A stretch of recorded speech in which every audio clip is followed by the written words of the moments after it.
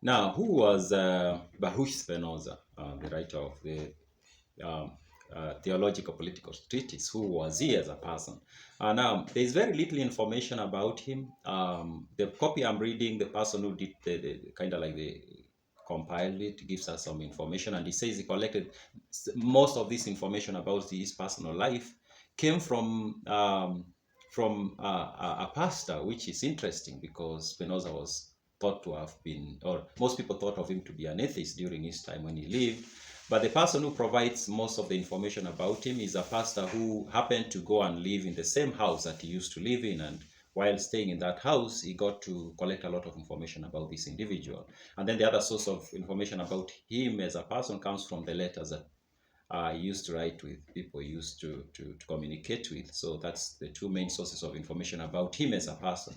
Now, Spinoza was born around 1632 in Amsterdam, in the Dutch Republic. And I mentioned in the previous video that his parents came from Portugal and they were Jewish, and they moved to the Dutch Republic. And that is because they moved from the Portugal and Spain. During that time, there was a lot of persecution of the Jewish people, and most of them had to leave, especially because the church then that was kind of ruling that part of the world was so harsh.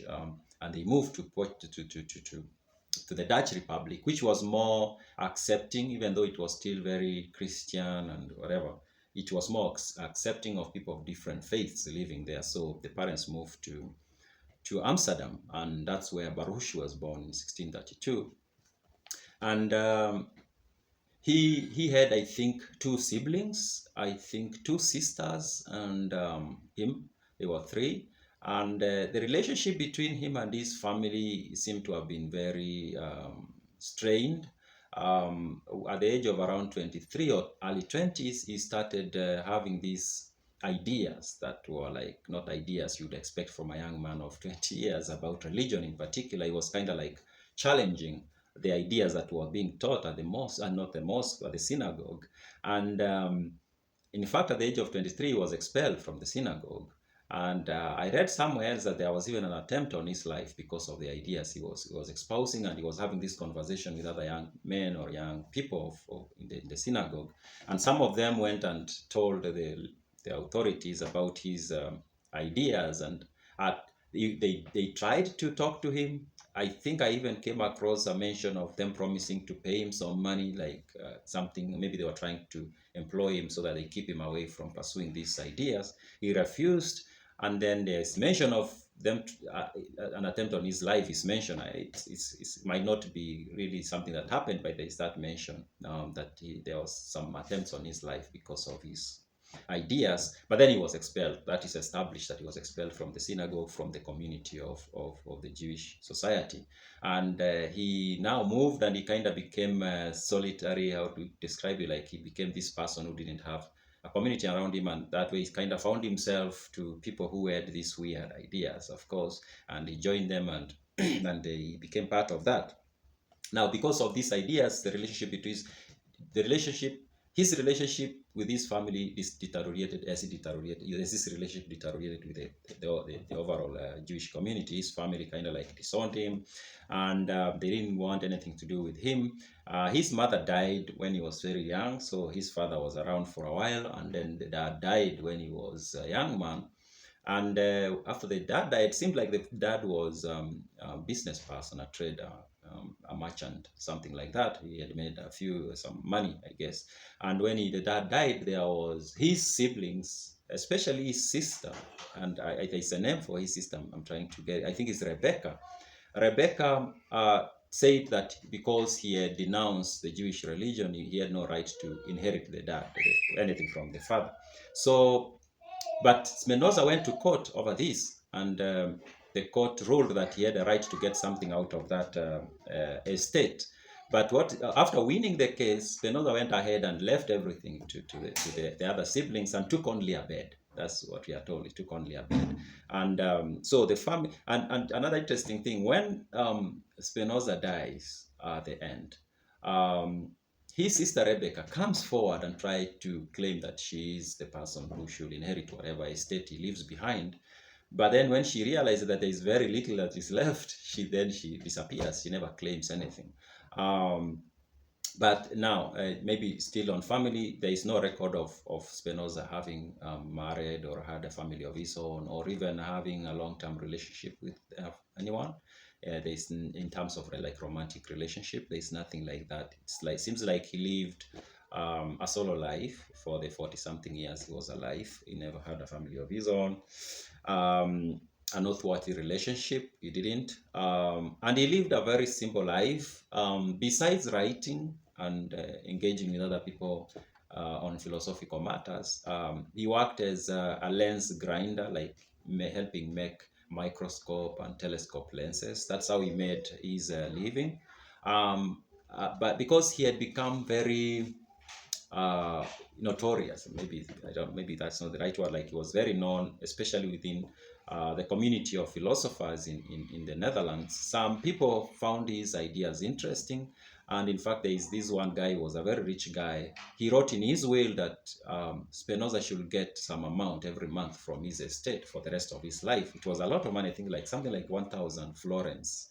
I think that was a lot of money then. But Spinoza said no to that. He said he didn't want to be paid that much. In fact, he settled on something like 300, and that he received to the rest of his life. All he wanted was small amount to sustain him. And in fact, the pastor who provided a lot of information about him, he was so impressed with Spinoza's you can call it piety or lack of interest in material things. Like he lived a very simple life, and that impressed him, even though he thought like this guy didn't believe in Jesus Christ or was not religious, but he was at least impressed that he lived a life that you would admire as a religious person.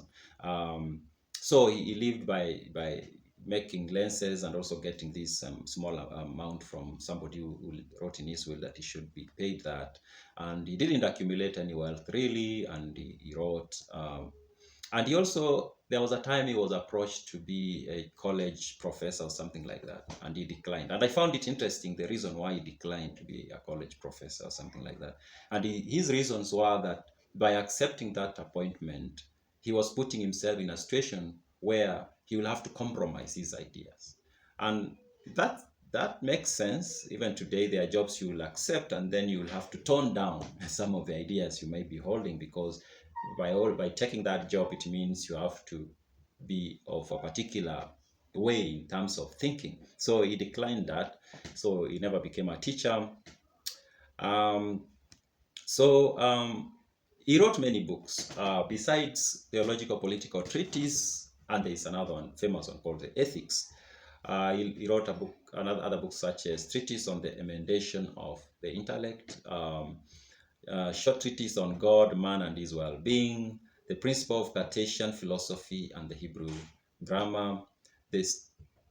So there are many other works, but Theologico-Political Treatise and Ethics are the most known of his work. And it's important to point out that most of his work were published after his death.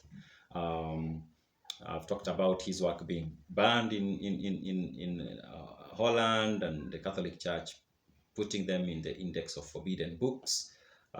Now, something else I found interesting about this guy is that even though he had his issues with the ecclesiastics, as he calls them, the religious leaders of the Netherlands, he never disapproved of the ordinary people worshipping or going to church. In fact, he very much encouraged people to go to church, encouraged young people to go to church or to go to the synagogue. And he even, there's a mention that whenever, where he stayed, especially where he died, he stayed with this family that were very religious. They were Christians. And whenever they went, he used to eat with them, he stayed in their house. And whenever they went to church, they came back, he usually had this habit of asking them what they learned at church. And then there is this other woman who came to him and asked him. So she wanted to know whether she was in the right religion. And he told her, no, it doesn't matter. I think you are in the right religion. You just do what your religion teaches you to do, and you're okay. So he wasn't anti-religion, like you'll say, like you might see other people, if they don't like religion, then they will be so forceful against it, talking a lot of bad things about it, or trying to discourage people from. No, he was nothing like that. In fact, he encouraged people to go to synagogue or church, and whenever he had a conversation with them about their religion, he never tried to persuade them to leave. No, he never did that. And in fact, when you look at which I'm going to do in the next video, when you look at his introduction of his book by himself, he encourages people who are only philosophers to read his book, like people who are open-minded, people who are willing to entertain ideas. But he says, otherwise, just leave the book, let it not disturb you, let it not be your problem, don't worry about it, just live your life. If you are religious, just believe whatever you believe and live your life. Yeah, so this guy died in 1677. He lived with his, I said, very Christian family.